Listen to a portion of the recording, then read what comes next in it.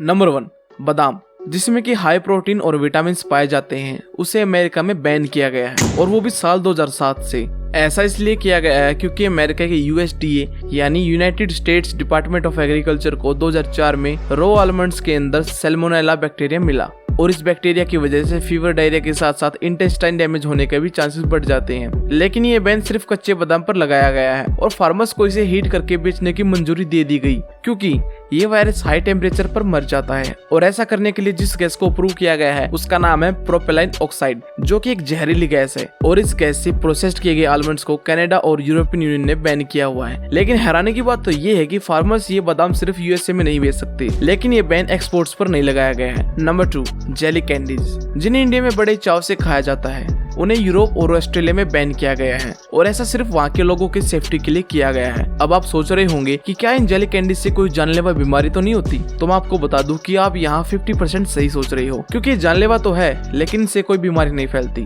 इन candies को ban करने की असली वजह है चोकिंग, यानी कि एक ऐसी सिचुएशन जिसमें सांस लेने की पाइप में कुछ अटक जाए और आदमी सांस ना ले पाए। ऐसे बहुत सारे केस वर्ल्ड वाइड देखे गए हैं जिनमें जब बच्चों ने जेली कैंडीज खाई और ये कैंडी उनके गले में फंस गई और इसी वजह से उनकी मौत हो गई। तो आप भी इन कैंडीज से दूर रहें और दूसरों को भी इससे सावधान करें।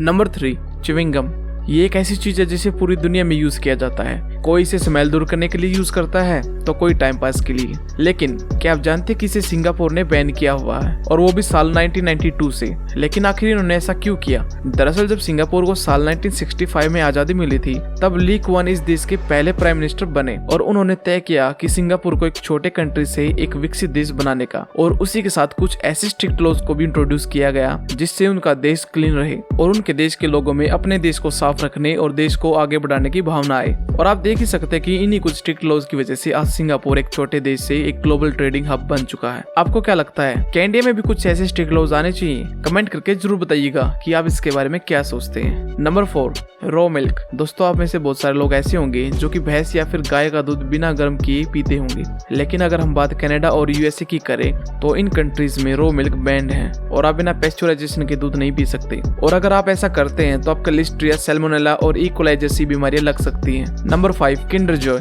आपने कभी न कभी किंडर जॉय तो खाया ही होगा और अगर नहीं खाया तो इसके बारे में सुना तो जरूर होगा। लेकिन क्या आप जानते हैं कि जो किंडर जॉय हमारे इंडिया में इतना ज्यादा पॉपुलर है उसे USA ने बैन किया हुआ है? घबराइए नहीं, इसमें ऐसा कुछ नहीं है जो आपके लिए खतरनाक हो। दरअसल इसे बैन करने का रीजन कुछ और ही है। USA के फूड एंड ड्रग एडमिनिस्ट्रेशन के अकॉर्डिंग किंडर जॉय के अंदर जो टॉयज आते हैं उसकी वजह से छोटे बच्चों को चोकिंग हो सकती है और किसी भी खाने की चीज के अंदर इन प्लास्टिक टॉयज को रखना सही नहीं है। इसलिए स्पेशली USA के लिए किंडर जॉय एक अलग प्रोडक्ट सेल करता है जिसके अंदर टॉयज नहीं होते। नंबर 6, समोसा।